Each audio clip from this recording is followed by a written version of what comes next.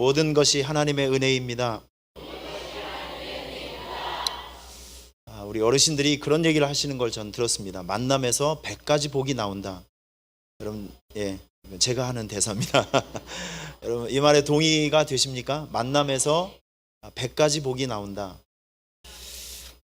우리 인생을 살아가면서 하나님께서 어떤 사람의 인생을 바꾸실 때, 또 어떤 전환점을 주실 때 반드시 사용하시는 통로가 있는데, 이게 바로 만남입니다. 저에게는 아주 특별한, 저의 인생에 있어서 굉장히 특별한 인생의 전환점을 주고 또 새로운 도약을 가져오게 했던 만남들이 참 여러 가지 만남들이 있습니다. 그런데 오늘 저는 여러분들에게 한 분을, 제 인생에 있어서 굉장히 중요한 전환점을 주었던 한 분을 먼저 말씀을 드리고, 제가 준비한 말씀을 여러분들에게 전해드리도록 하겠습니다. 저희 교단에 어르신 부흥사 분이 계세요. 최복규 목사님이시라고. 사진을 한번 보여드리겠습니다. 사진을 좀 보여주시면, 그거 말고 그 옆에 있는 거요.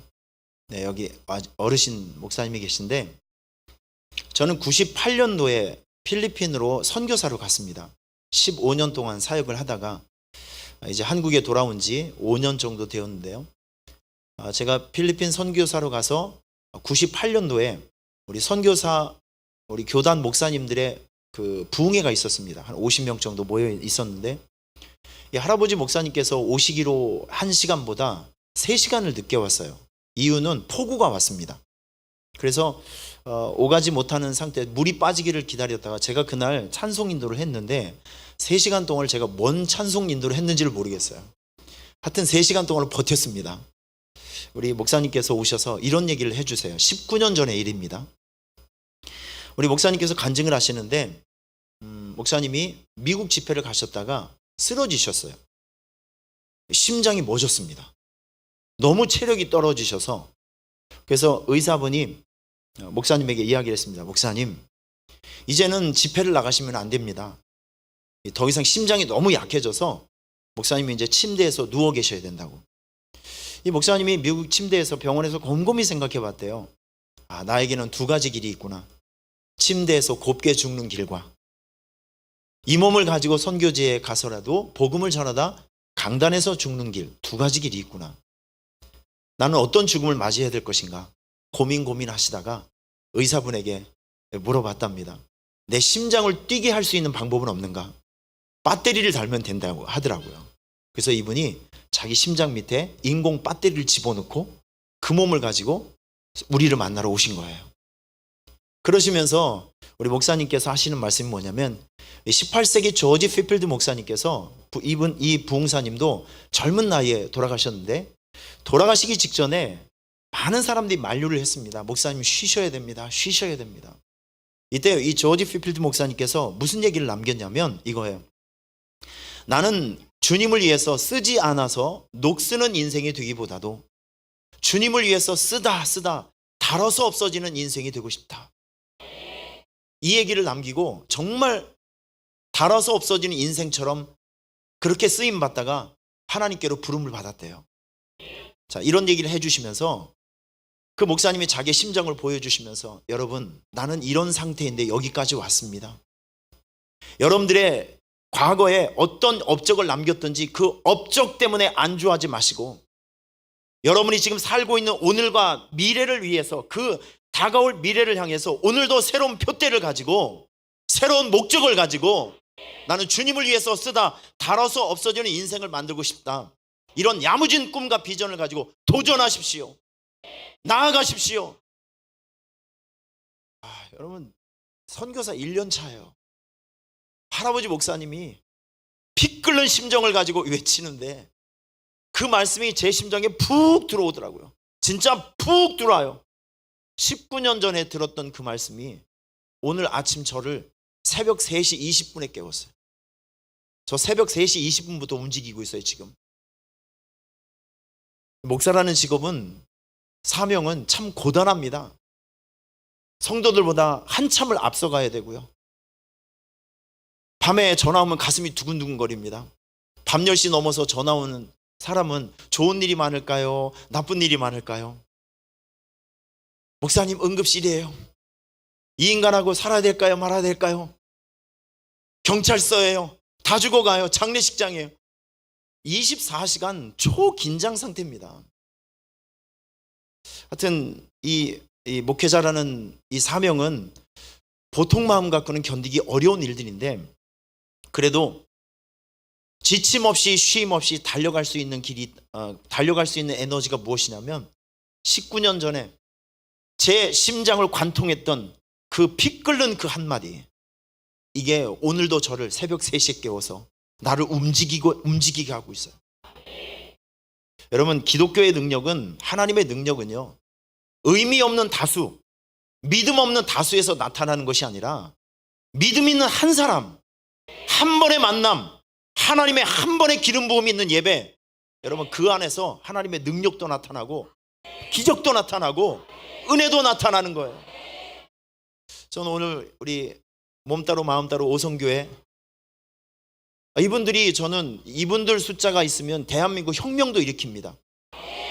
적은 숫자가 아니에요.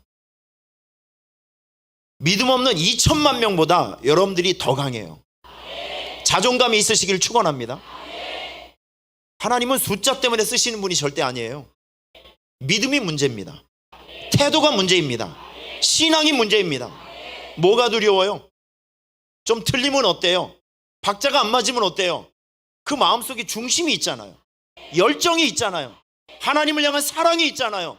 헌신도와 충성도가 있잖아요. 여러분, 우리는 하나님 앞에서 우리가 어차피 부족하면 부족할수록 하나님의 역사는 더 강하게 되어 있어요. 내가 강하면 그리스도가 약하고, 내가 약하면 그리스도가 강해지는 거예요. 이게 영적인 법칙이고 원리입니다. 믿으시길 축원합니다. 여러분들께서 우리 축복교회 기둥이 되어주세요. 꼭 그런 소원을 가지고 전진하시기를 축원합니다.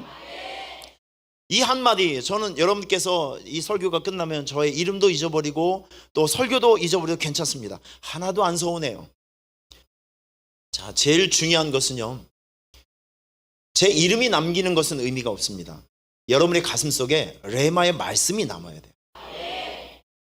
내일 새벽에도 여러분들 깨우는 말씀, 기억되는 말씀, 나를 이끌어주는 말씀, 이게 여러분 가슴에 저는 남겨지기를 바라요. 여러분, 외우기도 쉽잖아요. 나는 쓰지 않아서 녹쓰는 인생이 되기보다 주님을 위해서 쓰다 닳아서 없어지는 인생을 만들고 싶다. 여러분, 이 한마디의 각오를 가지고 평생을 살아간다면 여러분 지치지 않고 살아갈 수 있어요. 두려움 없이 살아갈 수 있고 좁은 길을 밤낮 기쁨으로 걸어갈 수 있는 능력이 바로 이 한마디에 있다는 것을 기억해 주시길 바랍니다. 할렐루야. 저는 여러분들이 오늘 그 사무엘 하 23장을 보면 다윗 주변에서 다윗에게 목숨 걸고 충성했던 37명의 이름이 나와요. 로마서의 16장에도 보면 이 사도 바울과 함께 영적 사선을 넘나들면서 사도 바울을 도와줬던 많은 사람들 이름이 나옵니다.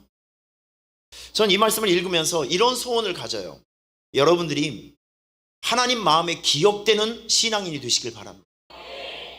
여러분들이 지금 담임 목사님으로 계신 우리 오 목사님 마음과 생각에 기억되는 성도가 되기를 축원합니다. 나쁜 걸로 말고요, 좋은 모습으로, 은혜로운 모습으로. 참 중요한 소원입니다. 하나님 마음에 기억되고 목사님 마음에 기억되고 성도들 마음속에 기억되는 그런 신앙인들이 전 되었으면 좋겠습니다. 저희 교회에 이금비 권사님이라는 분이 계셔요. 제가 오늘 여러 가지 그 간증을 가지고 왔는데 그냥 짤막하게만 말씀을 드릴게요. 아프리카 우간다를 제가 다녀왔습니다. 그런데 저 빨간 옷을 입고 계신 분이 83세예요. 애를 12명을 낳았는데 12명 다 죽었어요. 이런 분도 있어요. 정말 이분은 새벽 기도 나와서 기도를 할 때 아버지 주여라고 외치면 그 아버지 주여 속에 한이 있어요. 얼마나 기도도 오래 하는지 몰라요. 전 목사가 성도님들보다 좀 늦게 가야 되잖아요. 어떤 때는 피곤해서 좀 일찍 가고 싶은데 이 권사님이 쫙 하고 계속 기도하면 나가지도 못하고 앉아있지도 못하고 하여튼 힘들고 어려운 상황이 많아요. 근데 저분하고 저하고 혼자 이렇게 앉아있잖아요. 무서워요, 무서워요. 쥐하는 그 소리가 한이 맺혀 있어. 한이 맺혀 있어.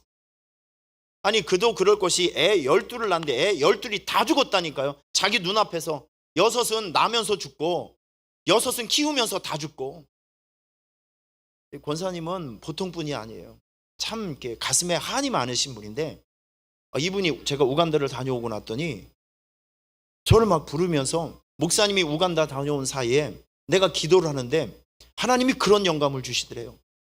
지금 내가 너를 부르면 너는 나에게 뭘 보여줄 수 있겠니? 이분이 이런 하나님의 감동을 받고 며칠 동안을 괴로워서 잠을 못 자. 목사님, 저 어떻게 했으면 좋겠냐고. 아니, 제가 뭘 얘기를 해야 됩니까? 내가 교회를 위해서, 하나님을 위해서 뭘 해야 되겠냐는 거예요. 아니, 제가 그걸 어떻게 알겠습니까? 권사님, 아프지 말고 나음만 주시면 땡큐입니다. 아니래요. 며칠 실랑이를 했습니다. 근데 제가 이제 그분하고 얘기를 하면서, 사실 저희 교회에 35인승짜리 버스가 하나 있었거든요. 얘는 나갈 때는 혼자 가는데 들어올 때는 꼭 끌려와요. 어떤 상황인지 아시죠? 한 18년, 19년 정도 됐으니까 장거리 나가면 고장이 돼서 레카체 끌려와요. 그러니까 얘는 이제는 순교를 해야 돼. 더 이상 우리가 짊어지고 갈 수 없는 십자가예요. 그래서 그런 상황을 얘기하고, 권사님, 우리 교회 상황이 이런데 우리 교회는 이거보다 좀 작은 25인승짜리 버스 하나를 앞으로 사놔야 됩니다. 뭐 그렇게 하고 기도해주고 말았어요. 여러분, 정확하게 한 달 후에 권사님께서 봉투에 6천만 원을 헌금했습니다. 6천만 원을. 자기가 가만히 생각해 봤대요. 1년 동안 손주들이, 자기를 아는 사람들이 이렇게 용돈을 주는 걸 한 푼도 안 쓰고 모으면 1,000만 원을 모을 수 있겠다라는 생각이 들더래요. 그리고 자기가 자기 건강을 이렇게 진단을 해보니까 하나님께서 자기를 3년 동안은 살려줄 수 있을 것 같다고 확신이 들더래요. 그러면 3천만 원은 확보, 그리고 자기가 있었던 돈 조금, 그리고 이분이 보험을 40년 동안 했거든요. 자기가 보험하면서 자기 신세를 진 사람에게 돈을 조금씩 빌렸어요. 나 죽으면 이 집 팔아서 줄 테니까 신용, 나를 믿고 돈을 좀 빌려다오. 이렇게 해서 현찰을 만들어서, 세상에, 아까 다시 버스 한번 보여주세요. 83세 혼자 사시는 우리 권사님께서 저 버스도 신청한 지 8개월 만에 나오더라고요. 그냥 나오는 게 아니라. 여러분, 제가 우리 이금비 권사님을 죽는 날까지 잊을까요? 못 잊을까요? 천국 가서라도 전 기억을 할 거예요. 저걸 어떻게 잊어요? 차가 오는 이날 우리 장로님들 부부 다 모여서 권사님에게 우리가 축복 기도를 받고, 그 버스에 권사님을 제일 먼저 태워서 제일 좋은 자리에 앉혀서 가까운 데 가서 맛있는 음식도 사드리고, 권사님의 신앙을 우리가 계승받고 또 칭찬하기 위해서 하루 동안을 권사님과 함께 지내다 왔습니다. 여러분, 아름답죠? 전 이런 성도들이 우리 축복교회에 여기저기 이 성전에 가득 차기를 축원합니다. 하나님에게 기억될 만한 성도, 목사님 목회에 기억될 만한 성도, 힘이 되고 은혜가 되는 그런 성도로 여러분께서 이 교회 자리매김할 수 있기를 축원합니다. 자, 오늘 성경을 보면 다윗은 사울에게 10년 동안을 쫓겨다녔어요. 참 피곤한 인생을 살게 되었죠. 이 다윗이 아둘람이라는 굴 속에 숨어서 지내고 있을 때, 하루는 이 아둘람에서 이 다윗의 고향이었던 이 베들레헴, 자기가 살고 있었던 지역, 이렇게 보면 약 20km 정도 됩니다. 그쪽을 바라보면서, 내가 옛날에 베들레헴 그 가까이에서 내가 거기서 물을 마셨을 때 그 물이 참 시원하고 맛있었는데 누가 저기 가서 물을 좀 떠줄 사람이 없을까라고 이렇게 지나가는 말로 이제 푸념하듯이 이렇게 얘기를 했는데, 오늘 성경을 보니까 아비새, 분하야, 익명의 장수 3명이 20km를 달려가서 블레셋 사람들의 경계를 지키고 있는 사람들 싸우면서 세상에 목숨 걸고 거기에서 물을 떠다 다윗에게 주었어요. 지금 오늘 이 사건이 이런 사건입니다. 저는 이 장면을 굉장히 오랫동안 묵상을 해봤어요. 굉장히 오랫동안 묵상을 했어요. 이게 도대체 뭘까? 여기서 참 많은 그 진리들이 제 마음속에 굉장히 가슴 뜨겁게 제 마음속에 다가오는 것을 느낄 수 있었습니다. 저는 여러분들에게 이런 제안을 좀 하고 싶습니다. 여러분들이 하나님 마음에 기억되고 교회에 기억되고 우리 목사님에게 기억될 수 있을 만한 아름다운 신앙생활을 감당하기 위해서는 이런 것들이 좀 필요한 것 같아요. 우선 하나님과 리더의 마음을 헤아릴 수 있는 지혜가 있으셔요. 잘 생각하세요. 하나님의 마음을 헤아리고 지금 이 상황이라면 하나님은 어떤 바람이 있을까? 지금 이 상황이라면 우리 목사님은 어떤 마음이 있을까? 지금 이 상황이라면 오늘 사회 보신 집사님이시죠? 예, 회장님이시죠? 예, 오늘 연습할 때 잘 안 나온 사람도 있었고 말 잘 안 듣는 사람도 있었고 뭐 별 인간들이 참 많았겠죠? 예? 한 사람이라도 더 많이 왔으면 좋겠고 안 틀렸으면 좋겠고, 그렇죠? 여러분들이 신앙생활을 하시면서 항상 내가 지금 교회가 이런 상황이라면, 세상이 이런 상황이라고 하면, 지금 상황이 이런 상황이라고 하면 우리 하나님의 마음은 뭘 생각하고 있을까? 교회는 무슨 생각을 하고 있을까? 우리 목사님은 어떤 생각을 하고 있을까라고 그 리더의 마음과 하나님의 마음을 좀 헤아릴 수 있는 지혜가 있기를 축원합니다. 그리고 헤아림 다음에는 필요한 것을 채워주세요. 필요한 것을 채워주십시오. 이 상당히 중요한 일들입니다. 필요한 것을 채워주는 사람, 여러분 이게 굉장히 사람 마음에 감동을 주고 기억이 됩니다. 전 선교사로 15년 동안 있으면서 정말 가슴 뜨거운 헌금을 가지고 교회를 14개를 세웠습니다. 별로 놀라시지도 않는데 교회 하나 개척하는 것도 매우 힘듭니다. 목숨 걸고 해야 돼요. 자, 그런데 제가 사진 한 장 보여드리겠습니다. 꽤 오래됐네요. 2002년도 정도로 기억을 하는데, 저 교회를 건축을 하다 한국 선교사님께서 병을 얻어서 한국으로 가셨어요. 기둥이 6개밖에 안 남았습니다. 현지 목사님께서 저를 초청했어요. 교회를 초청했습니다. 가서 봤더니 기둥이 6개가 이렇게 있는데 기둥 6개 세워진 지가 6년 전이에요. 굉장히 오래된 거죠. 그리고 공사가 중단된 상태예요. 예배를 마쳤는데 너무 가슴이 아픈 게 성도들이 차고 밑에서 한 80명 정도가 껑충껑충 뛰면서 예배를 드리는데 진짜 얼마나 더운지 몰라. 머리가 홀랑 벗겨질 정도로 더웠습니다. 야, 제 마음이 너무 아픈 거예요. 그래서 저기 올라가서 기둥을 붙들고 딱 기도를 하는데 하나님께서 저의 입에 무슨 기도를 담아주시냐면, 하나님, 한국 선교사에 의해서 시작된 이 교회가 한국 선교사에 의해서 마침이 되게 하여 주시옵소서. 아니, 저도 모르게 그런 고백이, 그런 기도가 쏟아져 나오는 거예요. 자, 그래서 이걸 가지고 마음속에 품고 기도하고 있던 중 얼마 후에 경상도 지역에서 목사님들이 몇 분 오셨는데 제가 그분들을 A라는 지점에서 B라는 지점으로 약 1시간 동안을 운전으로 이렇게 모셔다 드리는 그런 역할을 제가 맡게 되었습니다. 그래서 그 지역을 이렇게 지나면서 제가 얘기를 했어요. 목사님, 저 지역에 저런 교회가 있는데 기도해 주세요. 간 것도 아니에요. 방문한 것도 아니고 멀찌감치 지나가면서 얘기를 했습니다. 그런데 그분 중 한 분이 경상도 사천에 있는 자그마한 교회였었는데 한 40명 정도 모이는 작은 교회.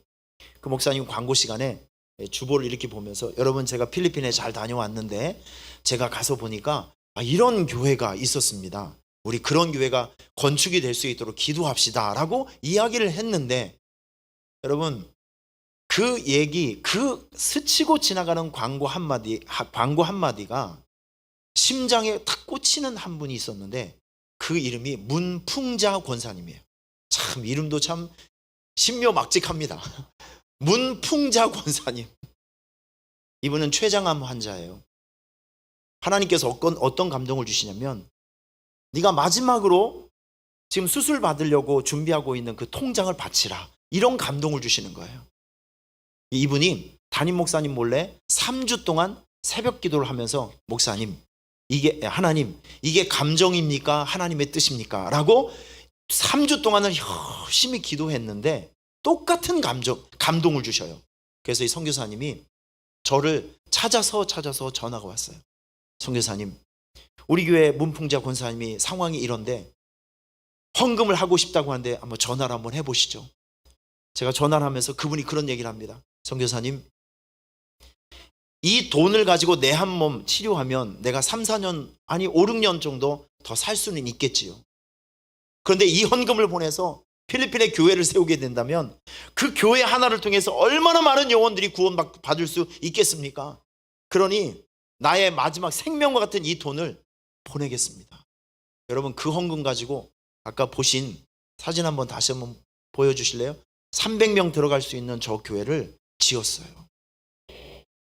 여러분, 제가 그 문풍자 권사님을 잊을 수 있겠습니까? 하나님은 잊을 수 있겠습니까? 저 현지 목사님들과 성도는 저분의 이름을 잊을 수 있을까요? 못 잊어요. 영원히 기억되는 거예요. 영원히 축복이 되고 영원히 자랑할 수 있는 거예요. 여러분, 하나님 나라에 심겨진 헌신은 잊혀지질 않습니다. 없어지질 않습니다. 손해본다 생각하지 마시고요. 영원히 없어지지 않을 하나님 나라의 은행에 여러분의 재산을 투자했다고 생각해 보시길 바랍니다. 하나님의 마음을 헤아리시고 교회의 마음을 헤아리시고 목사님의 마음을 헤아리셔서 필요한 것들을 채워주십시오. 그러면 하나님께서 여러분의 삶을 채워주시는 놀라운 은혜가 나타날 줄 믿습니다. 하나님에게 기억되고 싶습니까? 그러면 선봉에 쓰세요. 오늘 이 성경에 보면 우물물을 떠오기 위해서 3명이 등장을 합니다. 아비새, 분하야, 익명의 장수 3사람. 여러분, 어떤 교회 일이 있을 때 아무리 직분을 뭐 장로님이 됐던 권사님이 됐던 그 어떤 사람이라 할지라도 습관적으로 몸을 숨기는 사람이 있고 뒤로 빠지는 사람이 있어요. 여러분, 우리가 기왕에 예수를 믿고 신앙생활을 할 바에야 우리는 후미에 처지지 말고 여러분의 위치는 항상 선봉에 서시기를 축원합니다. 여러분이 영적인 유다 지파가 되셔야죠. 유다 지파는 항상 전쟁의 선봉에 섰고 굳은 일, 힘든 일 가장 선봉에 섰고, 그래서 하나님께서 그들에게 가장 광대한 땅을 그들에게 허락해 주신 거 아니겠습니까? 어떤 교회 일이 있을 때, 주님의 일들이 있을 때 숨지 마시고 우리 제5 여성교회 회원 여러분, 지금처럼 선봉에 서시는 거예요. 여러분들은 후미에 서지 말고 선봉에 서시는 거예요. 선봉에 서는 사람 화살을 제일 많이 맞습니다. 그런데 축복도 제일 많이 받아요. 그걸 생각하셔야죠. 몸 편한 거 생각하지 마시고 여러분의 감정대로 살아가지 마시고 사명이 요구하는 삶을 살아가시기를 축원합니다. 사명에 부끄럽지 않는 삶. 우리 인생이 한 번뿐이잖아요. 우리가 충성할 수 있는 시간은 한 번뿐이잖아요. 여러분, 저는요 목소리를 2번 수술했어요. 제가 전에는 정말 아름다운 목소리가 있었습니다. 믿던지 안 믿던지 여러분 상상력이 맡기겠습니다. 그런데 이 필리핀 현지에 가서 찬양 인도를, 거기 마이크 시설이 잘 없잖아요. 그냥 육성으로 막 소리 지르고, 그리고 거기는 예배가 마치면 병자들을 치유해주는 기도를 해야 돼요. 이분들 몸에 손을 딱 얹으면 살과 뼈만 느껴져요. 그들의 고통이 다 내게로 오는 것 같아요. 마음이 얼마나 아픈지 몰라요. 그런 환자들을 데리고 막 기도하다 보니까 목에 혹이 생겼어요. 잘라냈습니다. 한인교회를 개척하다 혼자 막 하다가 이 목이 같은 자리에서 또 혹이 나서 또 잘랐어요. 서울에서 이제 수술을 했는데 의사분이 그런 얘기를 합니다. 목사님, 이거 한 번만 더 터지면 목사님 목소리 80%가 없어질 수도 있습니다. 두려워요. 저는요 소리 지르는 것이 두렵고 기도하는 것이 두렵고 큰 소리로 찬양하는 것이 두려워요. 그런데 저의 마음속에 뭐가 있냐면, 내가 하나님 앞에 말씀을 전할 수 있는 시간, 쓰임받을 수 있는 시간은 나를 기다려주지 않는다. 여러분, 저는 이 시간이 다시 올지 안 올지 몰라요. 여러분과 제가 함께 드리는 예배는 우리의 인생 속에서 어쩌면 이 시간이 처음이자 마지막일 수 있단 말이죠. 마지막을 의미 없이 보내는 사람이 어디 있겠습니까? 마지막이니까. 내 인생의 마지막이니까 내 모든 것을 쏟아붓는 것이죠. 여러분, 이렇게 절박한 마음으로 예배하시고 절박한 마음으로 기도하시고 절박한 마음으로 충성할 수 있기를 축원합니다. 저는 여러분들이 좀 이 영적인 가치, 우리가 지켜야 될 영적인 가치가 많이 있잖아요. 생명과 같은 영적 가치가 얼마나 많이 있습니까? 예배 선택일까요? 사명일까요? 말 잘하세요. 예배 선택일까요? 사명일까요? 사명이죠.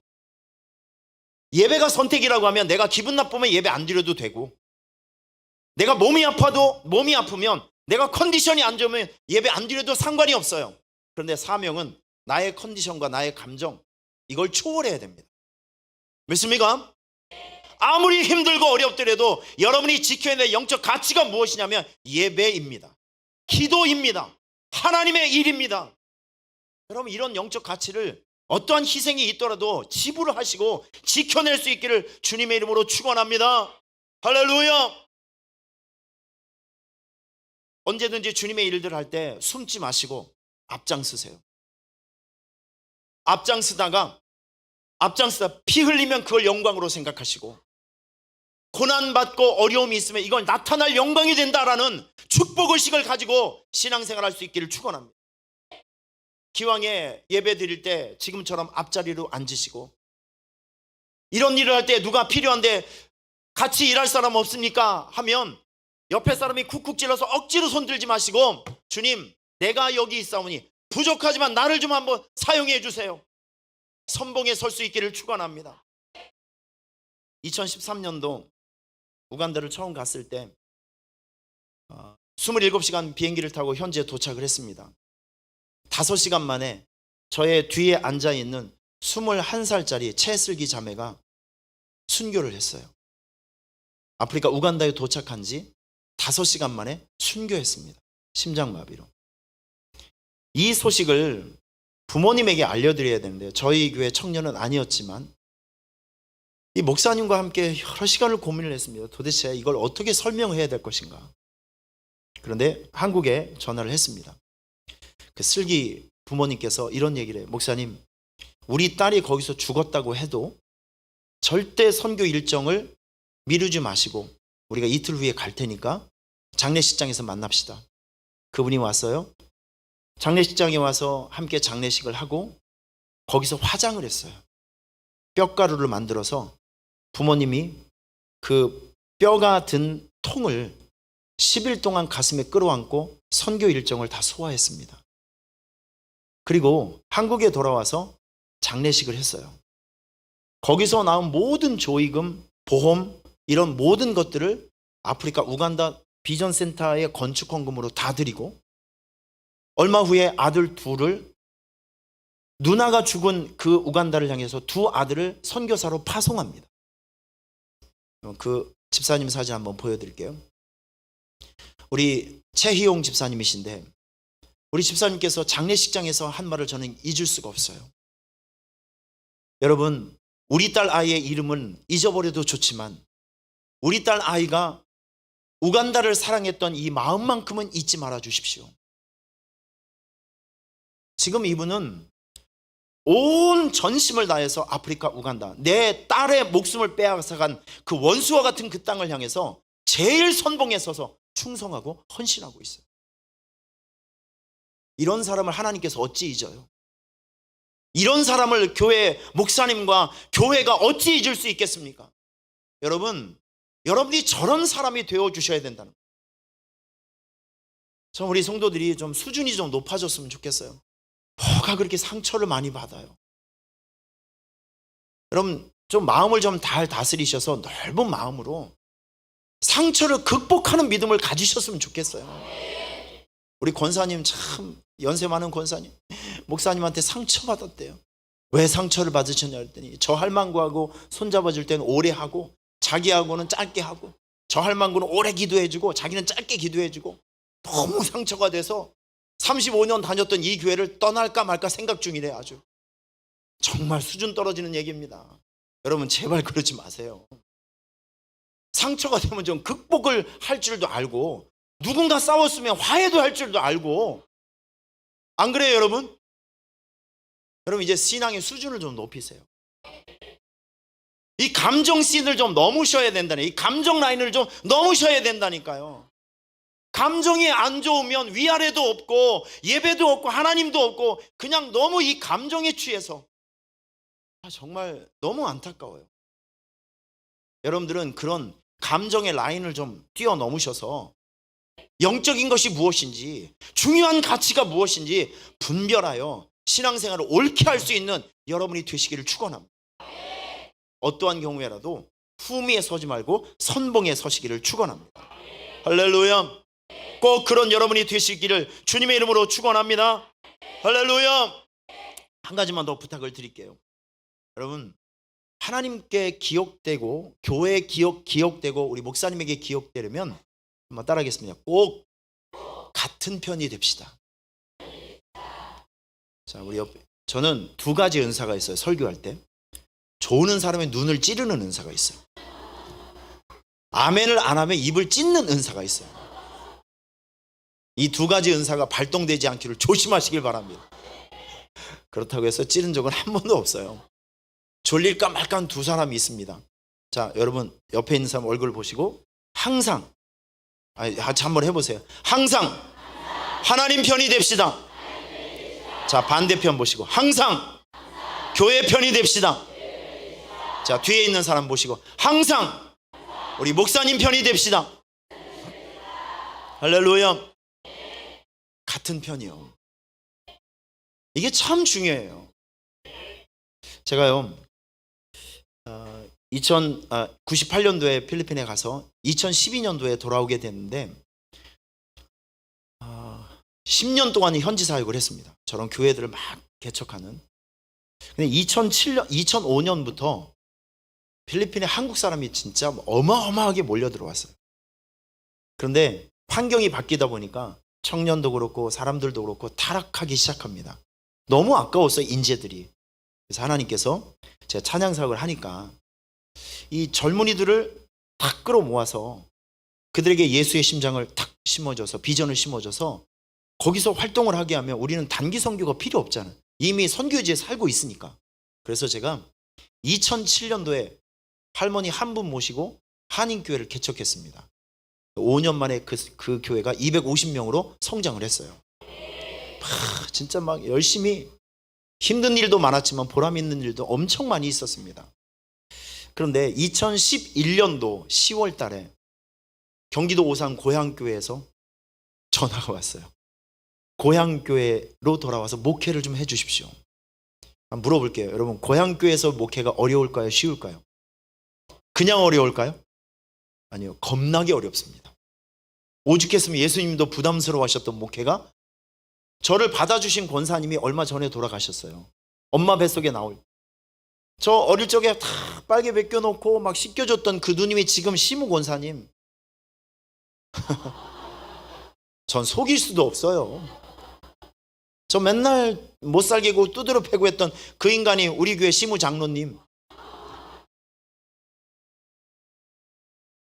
교회가 화평하고 잘 돼가면 제가 올 필요가 없죠. 고향교회 출신인 사람이 들어가야만 돼야 될 상황들, 여러분 상상에 맡기겠습니다. 고민돼요. 15년 동안 외국에 살다 보니까 모든 시스템이, 모든 환경이 거기에 맞춰져 있어요. 1년에 한 번씩 선교 보고를 위해서 한국에 오잖아요. 한국이 무서워요. 한국 사람 여러분들 얼마나 공격적이고 못됐는지 아십니까? 진짜 무서워요. 달라도 너무 달라요. 생각도 다르고 길도 너무 어려워요. 내비 아가씨를 꼭 따라다녀야 돼요. 제가 오산 사람인데도 오산에서 길을 못 찾겠어요. 속도도 너무 빠르고 저하고 이 결이 너무 안 맞아요. 그리고 중요한 것은 저하고 그때 같이 사역하고 있어 현지 스태프들이 한 40-50명 정도 되고 250명의 성도가 다 나만 바라보고 있는데 이 상황을 옮겨 여기서 여러분 이거는 저의 상황하고 너무 안 맞는 일들이에요. 고민을 하게 되잖아요. 그렇다고 제가 무슨 수천 명 수만 명 모이는 곳에서 청빙을 받은 것도 아니고 지금 예수님도 두려워하셨던 그 고향교회로 진짜 사지로 끌려가는 건데 이거 고민이 안 되겠습니까? 엄청 고민이 되죠. 몇 날 며칠 고민을 하는데 하루는 제가 아침에 로마서를 읽으면서 큐티를 하고 있는데 하나님께서 저에게 딱 하나를 물어보시더라고요.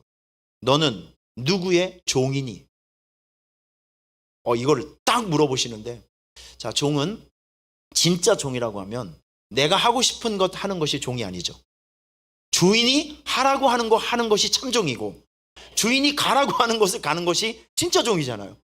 지금 하나님의 시그널은 이쪽이에요. 나는 이쪽을 가고 싶은데 지금 나는 여기서 방황을 하고 있는 거죠. 어느 길을 가야 될 것인가? 하나님의 시그널은 분명히 있어요. 이쪽이다. 너는 여기까지 그만.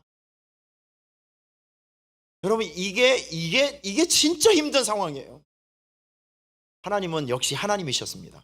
빼도 박도 못하는 한마디를 저에게 툭 던지시면서 결정을 하게 하셨어요. 나는 누구의 종이 되어야 하는가? 만약에 이 길 버리고 도망갔다가는 요나의 인생꼴이 될 것 같고, 그래서 정말 부끄러운 얘기지만 어쩔 수 없이 참 마음의 부담감을 가지고 한국으로 돌아왔어요. 제가 돌아왔을 때 저희 교회 모습을 한 장면을 보여드릴게요. 사진 한번 보여주세요. 제가 왔을 때 5년 전에 저희 교회 모습이에요. 보시면 저희 교회는 48년 된 교회입니다. 그 당시에 43년이 됐겠죠.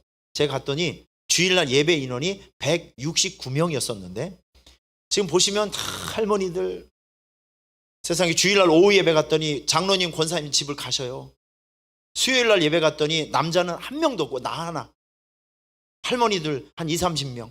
새벽기도 갔더니 새벽기도 평균 연령이 70세 이상, 2시에도 나오고 3시에도 나온 할머니들 있잖아요. 계속 그냥 사시는 할머니들. 이분들 특징이 제가 설교를 하면 막 물어봐요, 저에게. 그리고 화장실 가고 싶으면 자기 마음대로 왔다 갔다 하고, 이런 할머니들 몇 명이 앉아있는 그런 상황들. 여러분, 이런 상황 속에서 제가 한국 목회를, 고향교회 목회를 시작했습니다. 지금 다음 장면 보시면 5년이 됐는데 저희 교회 성도가 지금 500명 정도 됩니다. 매일매일 전쟁과 같은 예배를 드리고 있고, 전도 축제를 통해서 또 우리 성도들, 말 안 듣는 성도들, 일 안 해본 성도들이 대부분이었기 때문에 뭔가를 한번 해보자고 하면 겁부터 내요. 안 된다고 라고 얘기하고, 정말 저는 돌아버릴 것 같았어요. 너무 힘들었습니다. 지금도 이런 잔재들이 남아있긴 하지만 작년에 저희 교회에서 이렇게 앞을 보면 아파트가 이제 2,700세대가 올해 다 오픈이 되면 직선거리를 2km예요. 직선거리 2km인데 문제는 철로가 지나가고 큰 도로가 지나갑니다. 이건 걸어오기도 애매한 거리예요. 차선 하나 건너는 것 때문에 여러분, 이게 큰 차이가 있는 거 여러분 아시죠? 이게 참 어려운 상황입니다. 저희 교회는 건물이 하나밖에 없었어요. 30년 된 건물 와서 이제 리노베이션 다 하고 리모델링 공사하고 그리고 여러 가지 상황을 바꿨는데, 아무리 생각을 해봐도 요즘은 사람들이 약어서 은혜로운 교회 등록하는 것이 아니라 편리한 교회 등록해요. 그런 거 아십니까? 환경이 안 좋으면 사람이 접근을 하지 않아요. 그래서 제가 기도를 하면서 바라봐요. 저 2,700세대가 들어오면 적어도 저게 20%는 크리스찬이고, 먼 외지에서 온다고 하면 분명히 요 근간, 저희 그 동네 근간에 한 3, 40개 정도의 교회가 있는데 이분들은 여기 분명히 한 번 정도는 우리 교회를 찾아올 것 같아요. 여러분들도 한 번 간 교회 등록하신 분 있으십니까? 요즘은 안 그래요. 홈피에서 다 한번 보기도 하고 주보도 한번 갖다 보고 해서 뭐 나름대로 경쟁하고 걸러낸 다음에 몇 교회 딱 찍어서 순회를 합니다. 그 중에서 제일 좋은 교회를 찍어서 가는 거예요. 제가 틀린 말 했습니까? 왜 이상한 눈으로 보세요? 현실을 얘기하고 있는 건데. 맞죠? 저희는 이제 정탐하러 온 성도들이 굉장히 많아요. 6달째 정탐하는 인간도 있어요. 아주 얄미워 죽겠어. 아주 등록을 해라 그래도 다음 주에 한다. 다음 주에 애간장만 태워요. 그 사람은 내 새끼도 아니고 남의 새끼도 아니에요. 혹시 여러분 여기 정탐하시는 분이 있다면 존말할 때 등록하세요. 목사 애간장 태우지 마시고, 아니 등록을 해야 신방을 할 거 아니겠어요? 등록을 해야 내 새끼라고 생각해 내가 기도도 해주고 뭔 일 있으면 전화도 해주고 그럴 거 아니겠어요? 등록을 안 하니까 이거는 잡을 수가 있나, 이거는 잔소리가 되나, 기도를 해줄 수가 있나, 이거 애매한 상황입니다. 한두 번 설교 딱 듣고, 여러분 그렇잖아요. 하나님의 뜻을 딱 들어보면 알잖아요. 하나님의 영감 주시는 것, 하나님의 인도하심이 있는 교회는 한 번만 딱 공기만 냄새만 맡아도 금방 알 수 있어요. 6개월 동안을 지켜보는 게 해도 너무하는 것 같아요. 갑자기 열받네 그냥. 에? 다음 주에 내 결판을 내야 되겠어. 그 인간들 와가지고. 에? 아니면 오지 말라고 해버릴까? 하여튼 그럽니다. 생각을 했어요. 이거 어떻게 하면 좋을 것인가. 그래서 결단을 했습니다. 승부를 한번 또 걸어보자. 그래서 우리 성도들과 당회원들에게 제가 몇 개월 동안 얘기를 했습니다. 4가지를 해야 됩니다.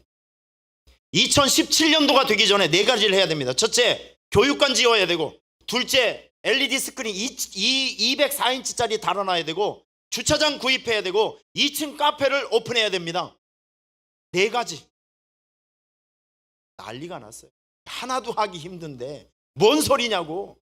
여러분, 그런데 한 발자국도 물러서지 않고 1년 6개월 동안에 다 해냈어요. 한번 보여드릴게요. 이건 저희 교회 예배드리는 모습이고요. 다음, 아프리카 우간다에 지었던, 여러분 저희 교회가 5년 동안에, 저 아까 그 슬기자매 순교 이후에 놀랍게도 5년 동안에 305개의 교회가 순교 이후에 저 아프리카 우간다에 세워지게 됩니다. 저희 교회에서도 교회를 10개를 세웠어요. 이 열악한 환경에 있는 저희 교회에서. 자, 그리고 다음에 학교, 여기 보면 LED 작년에 설치를 했던 겁니다. 다음, 이제 아프리카 우간다에 학교를 세웠는데 저게 교실 20칸인데 애들이 500명 공부하고 있어요. 이제 몇 년 후에는 이제 중학교를 또 지어야 됩니다. 다음, 이번에 1년 6개월 만에 완공을 했던 비전센터입니다. 저에게 비전센터 3층으로 되어 있는데 55평이에요. 자, 다음, 또 없습니까? 네, 주차장 이렇게 세면으로 이렇게 되어 있는 반대편에 있는 요만한 35평짜리, 이거 이번에 구입을 했어요. 다음, 네, 이렇게 해서 했는데 한 발짝도 물러서지 않고 이걸 해냈어요. 7억 원을 썼습니다. 참 힘들었어요. 요즘같이 힘들고 어려운 세상에 저희 교회 성도들 다 어렵고 힘들거든요. 돈 쌓아놓고 사는 사람들이 아니라 참 힘들고 어려운 사람들 많이 살아요. 이런 어마어마한 일을 할 때 상처받는 사람이 있으면 안 되고, 은혜 떨어지지 않아야 되고, 늘 분위기는 좋아야 되는데 헌금은 나와야 돼요. 이게 말이 되는 상황입니까? 하나님의 은혜 가운데 해냈어요. 전 2016년도에 저희 간이 녹아져 내리는 줄 알았어요. 제가 작년 2015년도까지는 송중기 같았었는데 지금은 완전히 맛이 가버렸어요. 아주 그 엄청난 십자가 때문에 말 못한 고민이죠. 잠이 안 와요. 잠이. 이걸 해내야 되는데. 자, 그런데 여러분, 이런 어마어마한 고민이 있을 때 사진, 아까 그 사진 한번 보여주실래요? 네, 여기 보시면 여기 오른쪽에 있는 우리 권사님이 한 분 계세요. 제가 많이 고민하고 있을 때 이 문제를 가지고, 권사님이, 이분은 다른 교회에서 2년 3년 전에 오신 분이에요. 굉장히 말씀이 없으신 분이에요. 굉장히 조용하신 분이에요. 김순점 권사님. 이분이 수요일 날 예배 마치고 제가 사무실로 들어가는데 저를 찾아왔습니다. 목사님, 상담할 게 있대요. 저를 위해서 마음이 흔들리지 않도록 기도해 달라고. 그래서 열심히 기도해 줬죠. 자, 주일날 저녁에 이분이 또 찾아왔습니다. 봉투를 하나 갖고 왔어요. 권사님, 이게 뭐예요? 그랬더니 막 우시더라고요. 사실 목사님, 이거는 자기 1년 한 달에 월급이 140 얼마인데 한 달에 120만 원씩 11조를 뗀 모든 돈 1년 동안 모아둔 통장이에요. 이거를 이 교육관 이제 건축 헌금을 하고 있을 때 하나님께서 헌금을 바치라는 이제 분명한 하나님의 사인을 받았는데, 헌금을 바치려고 하는데 집안에 큰 일들이 많이 생기네요. 돈 들어가야 될 일들이. 수요일 날에 저에게 기도를 받았죠. 아들을 위해서, 집을 위해서 목돈을 꼭 써야 될 상황이 생겼는데 저에겐 그때 얘기를 안 했어요. 자기에게 기도해 달라는 거예요. 이 마음 지키도록. 이 마음 지키도록. 나는 그때 그게 뭔지를 몰랐죠. 권사님께서 목사님, 문제는 해결된 건 아니지만 내가 우리 교회를 위해서, 지금 목사님께서 많이 고민하시는 것이 눈에 보여서 마음이 편치 않대요. 같은 입장, 같은 마음을 가지고 그 헌금 1200 몇십 원까지 한 푼도 남김없이 그 헌금을 1년치 자기 생활비를 하나님께 바치더라고. 여러분, 이게 주님의 일이에요. 어떨 때는 하나님 좀 부자의 돈을 좀 사용하시면 얼마나 떳떳해요. 저도. 그런데 헌금 올라오는 거 보면 내가 도와줘야 할 사람들이에요. 내가 도와줘야 될 사람들. 이런 사람들의 희생과 헌신을 통해서 하나님의 나라는 지어져 가는 것입니다. 오늘 말씀을 좀 맺도록 할게요. 전 여러분들이 한평생 살아가시면서 주님을 위해서 쓰다 닳아서 없어지는 삶을 사셨으면 좋겠어요. 그리고 또한 하나님에게 기억되고 교회에 기억되며 목사님 마음에 기억될 수 있을 만한 충실한 일꾼이 되셨으면 좋겠어요. 이걸 신앙생활의 목표를 한번 세워봤으면 좋겠어요. 하나님 마음과 교회의 마음과 목사님의 마음을 헤아려 주세요. 필요를 채워주세요. 그러면 기억되는 사람이 됩니다. 할렐루야. 일꾼들은 후방에 서는 것이 아니라 어디에 서라고요? 선봉에 서는 것입니다. 할렐루야. 항상 하나님과 같은 편, 교회와 같은 편, 목사님과 같은 편이 되어주셔서 함께 뛰어가세요. 기억될 만한 여러분의 모든 행위와 여러분의 모든 신앙이 하나님 마음에 기억되고 교회에 기억되며 목사님 마음에 기억돼요. 언제나 자랑이 되고 언제나 축복이 되고 언제나 영광이 되는 그런 이름을 얻게 될 것입니다.